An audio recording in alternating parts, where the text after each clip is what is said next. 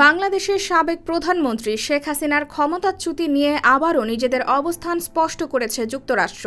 মার্কিন স্টেট ডিপার্টমেন্টের নিয়মিত ব্রিফিংয়ে সাংবাদিকদের করা প্রশ্নের জবাবে হাসিনার দাবিকে হাস্যকর বলে মন্তব্য করেছেন মুখপাত্র বেদান্ত প্যাটেল। এর আগে হাসিনাকে উদ্ধৃত করে ভারতীয় গণমাধ্যমে প্রকাশিত খবরে বলা হয়েছে, হাসিনার পতনে যুক্তরাষ্ট্রের ইন্ধন রয়েছে। হোয়াইট হাউসের পর স্টেট ডিপার্টমেন্টও এ বিষয়ে যুক্তরাষ্ট্রের অবস্থান জানিয়েছে। ছাত্র জনতার গণ অভ্যুত্থানের মুখে ভারতে পালিয়ে যাওয়া বাংলাদেশের সাবেক স্বৈরাচার শেখ হাসিনা তাকে ক্ষমতাচ্যুত করার পেছনে যুক্তরাষ্ট্র দায়ী বলে যে অভিযোগ করেছেন তাকে হাস্যকর এবং সম্পূর্ণ মিথ্যা বলে উড়িয়ে দিয়েছে স্টেট ডিপার্টমেন্ট। মঙ্গলবার স্টেট ডিপার্টমেন্টের নিয়মিত ব্রিফিংয়ে এক সাংবাদিক হাসিনা তার পতনের জন্য যুক্তরাষ্ট্রের ইন্ধন রয়েছে বলে যে অভিযোগ করেছে সে বিষয়ে দৃষ্টি আকর্ষণ করা হলে এর জবাব দেন প্রধান উপমুখপাত্র বেদান্ত প্যাটেল।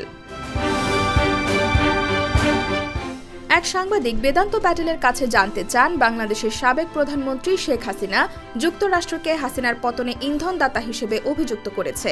সেখানে তাকে গণ অভ্যুত্থানের মাধ্যমে ক্ষমতাচ্যুত করা হয়েছে। এ বিষয়ে আপনার মন্তব্য কি? জবাবে প্যাটেল বলেন, এটা হাস্যকর। শেখ হাসিনার পদত্যাগের সঙ্গে যুক্তরাষ্ট্র জড়িত ছিল এমন কোনো ধারণা সম্পূর্ণ মিথ্যা। আমরা সম্প্রতি সপ্তাহগুলোতে প্রচুর বিভ্রান্তি দেখেছি। এক্ষেত্রে আমরা ডিজিটাল ইকোসিস্টেম জুড়ে তথ্যের অখণ্ডতা জোরদার করতে প্রবলভাবে প্রতিশ্রুতিবদ্ধ। বিশেষ করে দক্ষিণ এশিয়ায় আমাদের অংশীদারদের সাথে আমরা কাজ করব।